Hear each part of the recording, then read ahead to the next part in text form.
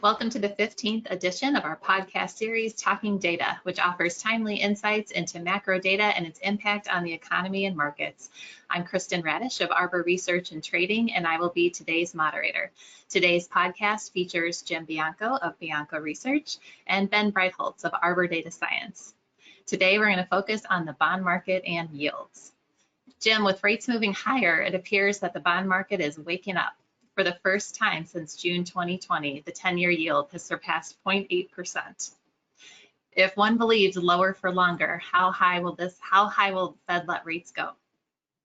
Yeah, it has finally broken out. And as a matter of fact, for all of you old bond hands and you too, Ben, in particular, we're now trading it at 8 handle. You used to think that meant 8%, but now it means 0.8 because that's what 2020 is all about right now. I think the reason that yields are breaking out higher is there's talk of an imminent stimulus deal. An imminent stimulus deal means more supply sooner rather than later. So the market is kind of readjusting to this idea of supply. And over the short term, that's okay for risk markets like the stock market. They want stimulus. Stimulus, let me define it. They want the government to borrow a bunch of money, hand that money to a bunch of people to go spend it. That means more earnings. That means more economic activity. And if we have to tolerate a little bit higher interest rates, no big deal.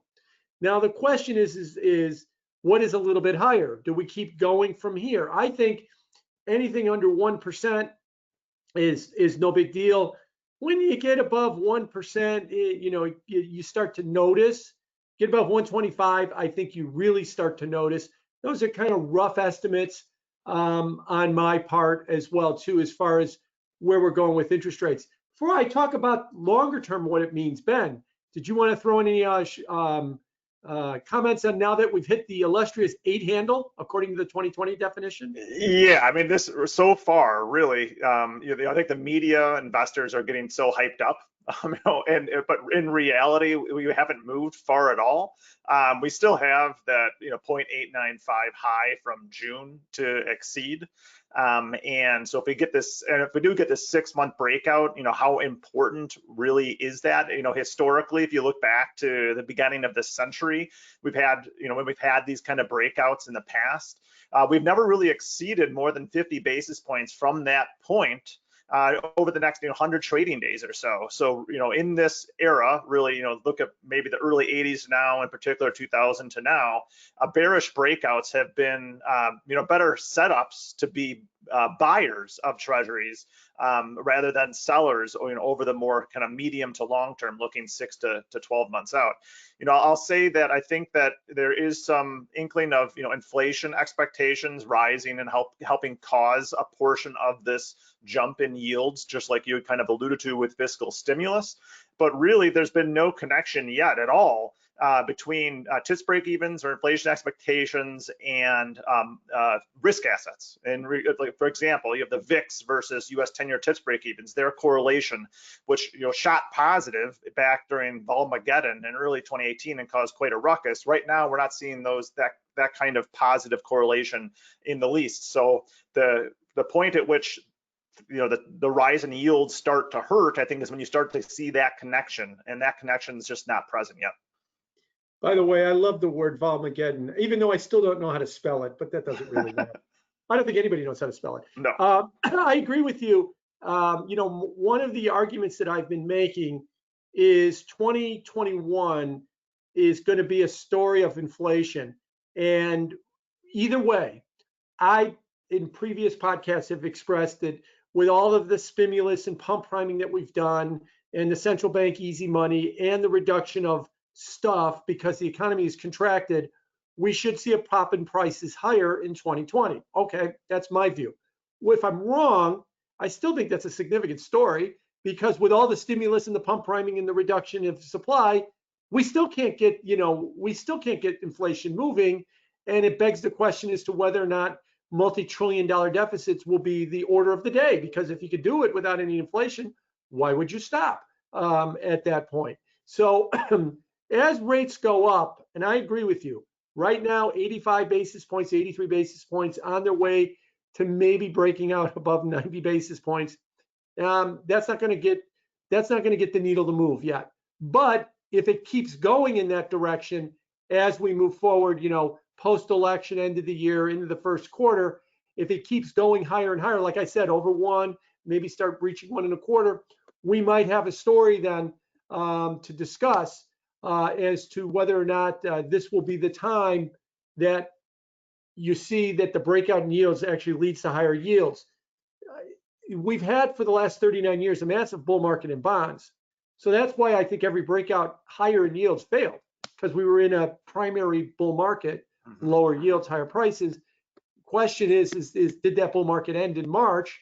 And I think that a serious breakout in yields could also go a long way in defining that, because if we break out and we really start going higher in yields, then you would have evidence that maybe the trend has changed higher for yields. If we fail at 94 basis points and the next thing you know is we're back into the low 50s, then it looks like more like the last 39 years.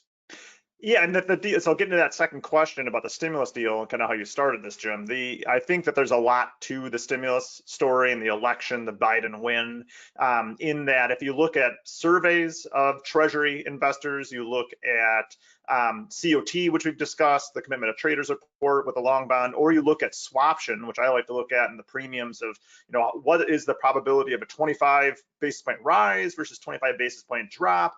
All of these things are tilting towards higher yields in a very emphatic way. So, for example, swaption vols are leaning the most towards a 25 basis point rise in yields across 10s and 30s versus a drop of 25 basis points, the most since early 2014. So the kind of one part of me is like, okay, fine, this kind of makes sense. The fiscal story, we get some inflation, but boy, it seems like everybody's positioned for this right now. I mean, it's the higher yields, everybody's short kind of story, I think is back. And so I'm curious how far we can really get this to go in the near term. And for me, I think I agree with you, Jim. If you look back at these past breakouts, they've always fizzled out around 40 to 50 basis points post the breakout. That takes us to about 1.25%.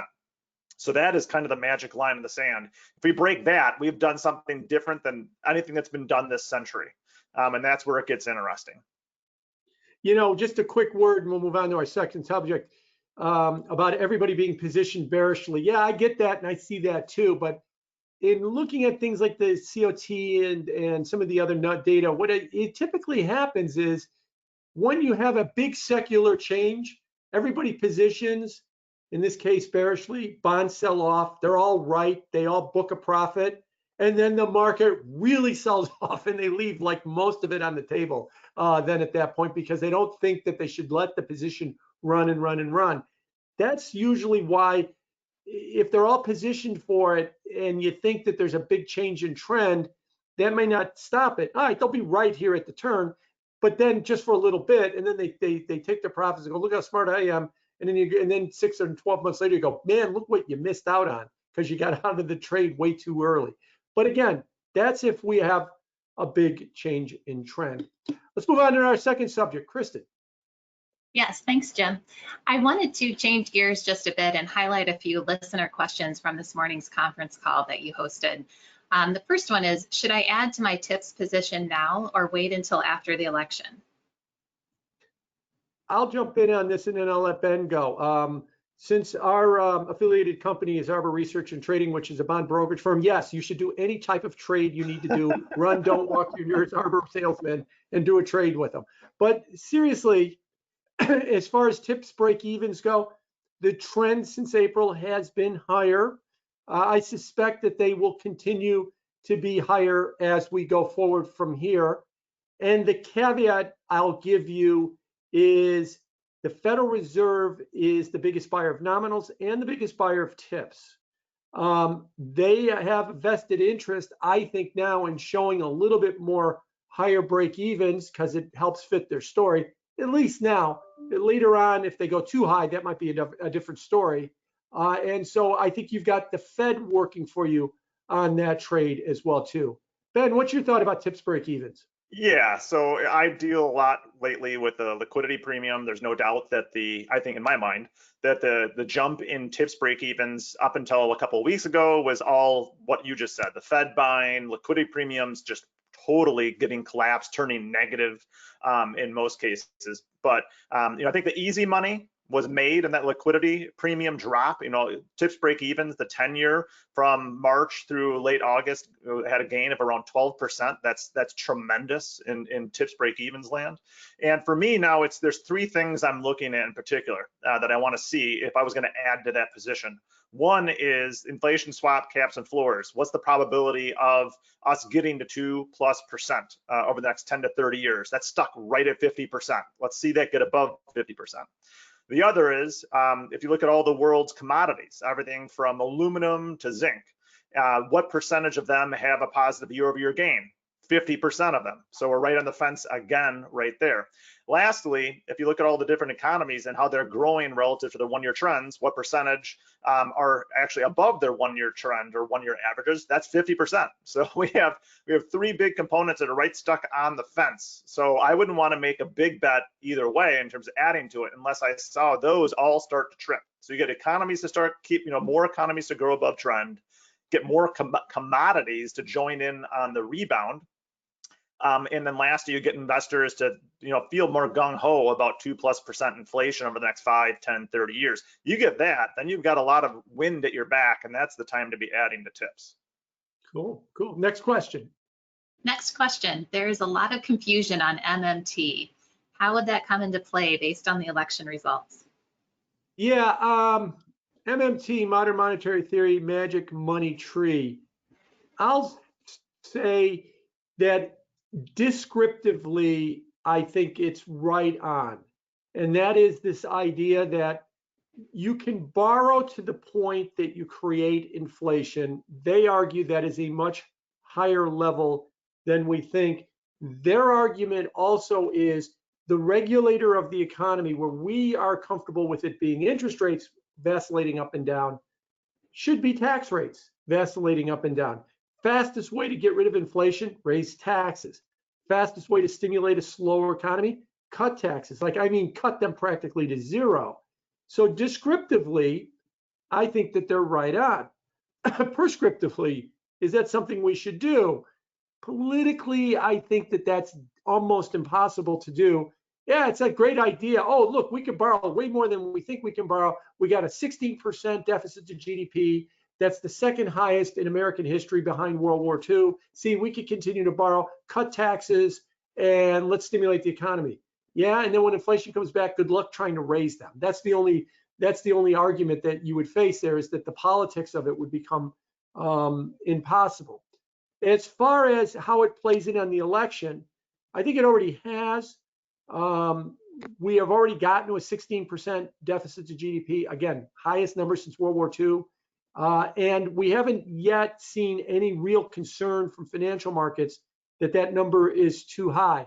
If we get a blue sweep, I suspect that that number will continue to stay very high. A lot of pump priming and borrowing and spending and everything else. Last thought for you is that if we do borrow these levels and there is no inflation, we're not going to stop. We're not going to say, look, we just mailed everybody checks. We just gave everybody that lost their job an extra $400 or $600 a week. We bailed out the airlines and the cruise ships and the restaurant industry and whoever else needed to be bailed out. And we spent 33% of the economy is now coming from government spending, which is the highest ever other than 1943 as well. And all good and no bad came of that. We're not going to then say in 22, okay, we did that, we fixed the economy, we'll stop. No, we'll keep going until some adverse outcome comes of it. Ben, what's your thought about MMT? Yeah, I think, the people's economy, I think more of it lately has been a shift from, just supply side to demand side economics and getting the money more directly into the, the consumer's hand or directly to business and so on, and trying to stimulate the economy.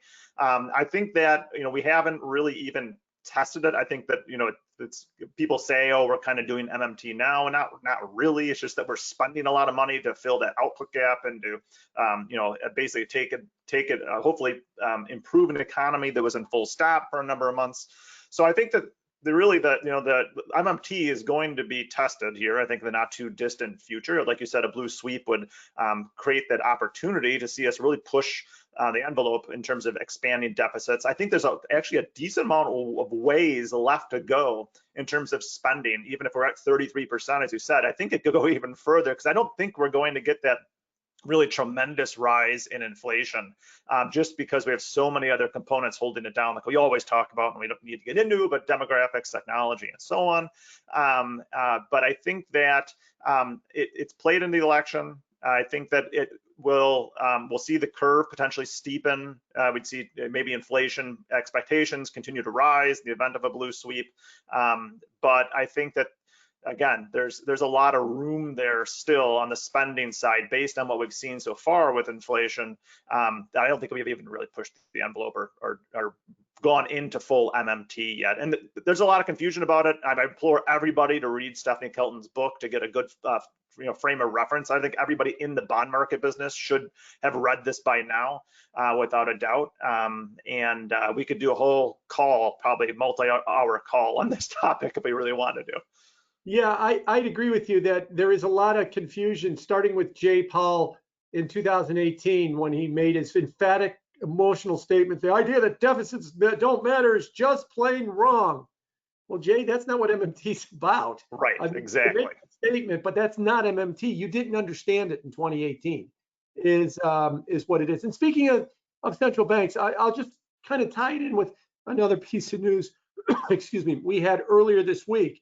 The Fed came out very open to the idea of a CBDC, a central bank digital currency, that the Fed will actually create a digital dollar. Now, what does that mean? Straightforward. You and I and everybody else can have an account with the Federal Reserve. And in that account, we would have digital dollars.